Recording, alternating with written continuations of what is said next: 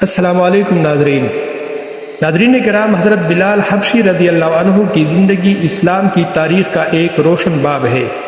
اس video میں جانیے کہ کس طرح ایک غلام نے ظلم و ستم برداشت کرتے ہوئے اسلام قبول کیا، احد احد کا نعرہ بلند کیا، حضرت ابوبکر صدیق رضی اللہ عنہ کے ہاتھوں سے آزادی پائی، اور پھر مؤذن رسول اللہ صلی اللہ علیہ وآلہ وسلم بننے کا عظیم شرف حاصل کیا۔ رسول اللہ صلی اللہ علیہ وآلہ وسلم کی جدائی کے بعد ان کی زندگی کے دردناک لمحات بھی اس ویڈیو میں شامل ہے۔ مکہ کی تپتی ہوئی ریت ہے، سورج آگ برسا رہا ہے، اور ایک کمزور غلام کو ننگی زمین پر لٹایا گیا ہے۔ اس کے سینے پر ایک بھاری پتھر رکھا گیا ہے، اسے کہا جا رہا ہے اپنا دین چھوڑ دو، لیکن اس غلام کی زبان سے صرف ایک ہی لفظ نکلتا ہے، احد احد، یعنی اللہ ایک ہے، اللہ ایک ہے۔ یہ کوئی عام غلام نہیں تھا، یہ وہ خوش نصیب صحابی تھے جن کی آذان کی آواز آسمانوں تک پہنچتی تھی۔ یہ تھے بلال ابن رباح۔ حضرت بلال حبشی رضی اللہ عنہ موجودہ ایتھوپیا کے علاقے سے تعلق رکھنے والے خاندان میں پیدا ہوئے۔ ان کی والدہ کا نام حمامہ تھا۔ وہ مکہ مکرمہ میں غلامی کی زندگی گزار رہے تھے۔ ان کے مالک امیہ بن خلف تھے، جو اسلام کے سخت دشمنوں میں شمار ہوتے تھے۔ اس زمانے میں غلاموں کے ساتھ انتہائی سخت سلوک کیا جاتا تھا۔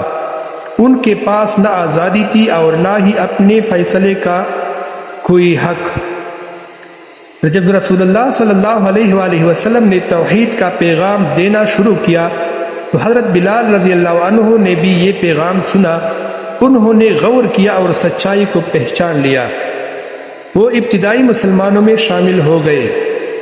جب امیہ بن خلف کو معلوم ہوا کہ بلال مسلمان ہو گئے ہیں تو وہ آگ بگولا ہو گیا، ظلم و ستم کا آغاز شروع کر دیا۔ امیہ بن خلف نے حضرت بلال رضی اللہ عنہ پر بے پناہ ظلم شروع کر دیے۔ دوپہر کی شدید گرمی میں انہیں جلتی ہوئی ریت پر لٹایا جاتا، ان کے سینے پر بھاری پتھر رکھا جاتا، کوڑے مارے جاتے، بھوک اور پیاس دی جاتی، اور کہا جاتا محمد کا دین چھوڑ دو۔ لیکن حضرت بلال رضی اللہ عنہ ہر بار صرف ایک ہی جواب دیتے، احد احد، یعنی اللہ ایک ہے۔ حضرت ابوبکر صدیق رضی اللہ عنہ نے ایک دن حضرت بلال کو اس حالت میں دیکھا، ان کا دل بھر آیا۔ انہوں نے امیہ بن خلف سے بات کی اور بڑی رقم دے کر حضرت بلال کو خرید لیا، پھر فوراً انہیں آزاد کر دیا۔ اسی طرح حضرت بلال رضی اللہ عنہ غلامی کی زندگی سے آزاد ہو کر رسول اللہ صلی اللہ علیہ وآلہ وسلم کی قربت حاصل ہو گئی۔ آزادی کے بعد حضرت بلال رضی اللہ عنہ ہر وقت رسول اللہ صلی اللہ علیہ وآلہ وسلم کے قریب رہنے لگے۔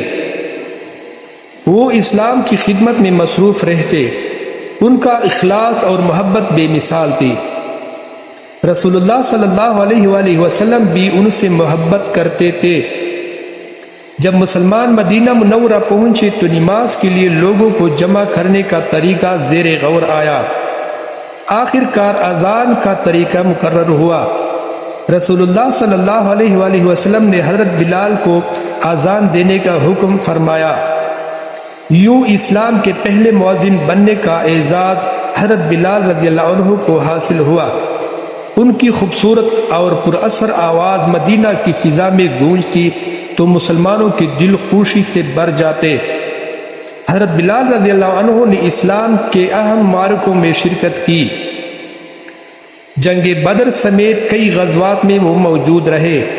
بدر کے میدان میں اللہ تعالیٰ نے مسلمانوں کو عظیم فتح حاصل فرمائی، اور وہ امیہ بن خلف جو کبھی بلال پر ظلم کرتا تھا اسی جنگ میں مارا گیا۔ حضرت بلال رضی اللہ عنہ کی زندگی کا سب سے بڑا سرمایہ رسول اللہ صلی اللہ علیہ وآلہ وسلم کی محبت تھی۔ وہ آپ صلی اللہ علیہ وسلم کی خدمت کو اپنی سعادت سمجھتے تھے۔ جب بھی اذان دیتے پورا مدینہ ان کی آواز سے گونج اٹھتا۔ پھر وہ دن آیا جس نے پوری امت کو غمزدہ کر دیا۔ رسول اللہ صلی اللہ علیہ وآلہ وسلم اس دنیا سے پردہ فرما گئے۔ مدینہ پر جیسی سکوت طاری ہو گیا، حضرت بلال رضی اللہ عنہ پر تو غم کا پہاڑ ٹوٹ پڑا۔ وہ اپنے محبوب کی جدائی برداشت نہیں کر پا رہے تھے۔ آذان دیتے ہوئے آنسو وصال نبوی صلی اللہ علیہ وآلہ وسلم کے بعد ایک دن حضرت بلال رضی اللہ عنہ نے آذان دینی شروع کی۔ جب یہ الفاظ ادا کرنے پر آئے اشہد ان محمد الرسول اللہ، تو ان کی آواز بر آئی، آنکھوں سے آنسو جاری ہو گئے، وہ آذان مکمل نہ کر سکے۔ مدینہ کے لوگ بھی رونے لگے۔ رسول اللہ صلی اللہ علیہ وآلہ وسلم کی جدائی کا غم اتنا شدید تھا کہ حضرت بلال رضی اللہ عنہ نے مدینہ چھوڑنے کا فیصلہ کر لیا۔ وہ شام کی طرف چلے گئے، کیونکہ مدینہ کی ہر گلی، ہر راستہ اور ہر جگہ انہیں رسول اللہ صلی اللہ علیہ وآلہ وسلم کی یاد دلاتی تھی۔ کئی سال بعد روایت میں آتا ہے کہ حضرت بلال رضی اللہ عنہ نے خواب میں رسول اللہ صلی اللہ علیہ وآلہ وسلم کو دیکھا۔ آپ صلی اللہ علیہ وآلہ وسلم نے فرمایا، بلال، کیا ابھی وقت نہیں آیا کہ تم ہماری زیارت کرو؟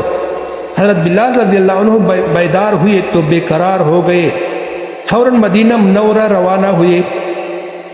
جب حضرت بلال رضی اللہ عنہ مدینہ پہنچے تو لوگ خوشی سے بھر گئے۔ رسول اللہ صلی اللہ علیہ وآلہ وسلم کے نواسے حضرت حسن اور حضرت حسین رضی اللہ عنہم نے ان سے آذان دینے کی درخواست کی۔ حضرت بلال رضی اللہ عنہ نے پہلے معذرت کی، لیکن جب نواسے رسول صلی اللہ علیہ وآلہ وسلم نے اصرار کیا تو تیار ہو گئے۔ جب حضرت بلال رضی اللہ عنہ نے آذان شروع کی تو مدینہ کی فضا گونج اٹھی۔ لوگوں کو ایسا محسوس ہوا جیسے رسول اللہ صلی اللہ علیہ وآلہ وسلم کا زمانہ واپس آ گیا ہو۔ جب انہوں نے کہا اشہد ان محمد الرسول اللہ، تو پورا مدینہ رو پڑا۔ مرد، عورتیں، بوڑھے اور بچے سب آبدیدہ ہو گئے۔